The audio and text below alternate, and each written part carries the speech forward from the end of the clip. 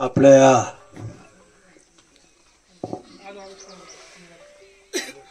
रयत क्रांती संघटनेच्या मीटिंगला यायला 3चा टाइम होता, 5 वाजले.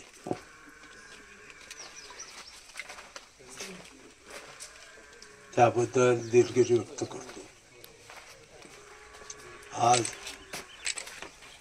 निवडणुकीचा मोसम असल्यामुळं प्रत्येक ठिकाणी लेट होत गेलं. सभा होत्या. कालच सदाभाऊचं माझं बोलणं झालं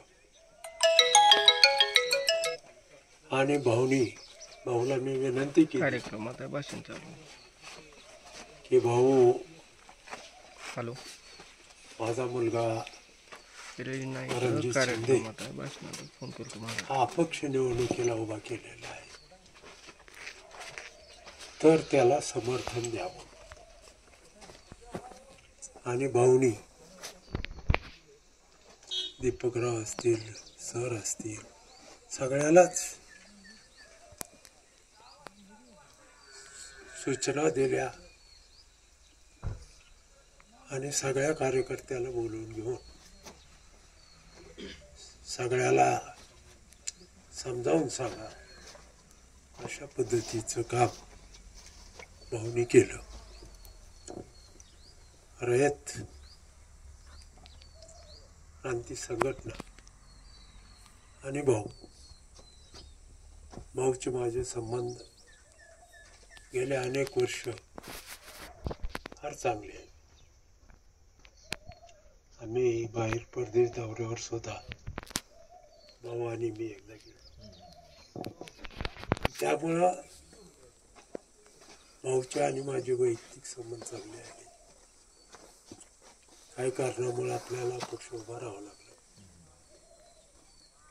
मी आपल्या सगळ्याला एवढीच विनंती करणार आहे की आमच्याकडनं कुठल्याही शेतकरी संघटनेला दुरावा होणार नाही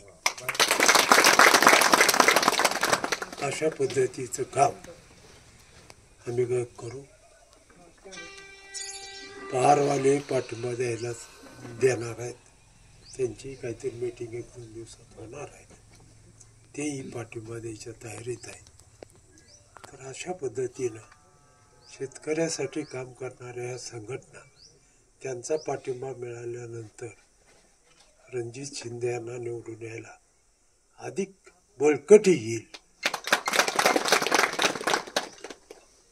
पंढरपूरमधली 42 गावं आणि माढ्यातली जवळपास 110 गावं, सगळ्या गावात शेतकरी संघटनेच्या कार्यकर्त्याला विनंती करतो की आपण सर्वांनी उद्या 20 तारखेच्या निवडणुकीमध्ये रणजित बबनराव शिंदे यांची खून सफरचंद आहे, सफरचंदाच्या पुढचं बटन दाबून विजयी करावं अशी आपल्याला विनंती करतो. पुन्हा एकदा संघटनेचं मनापासून आभार मानतो.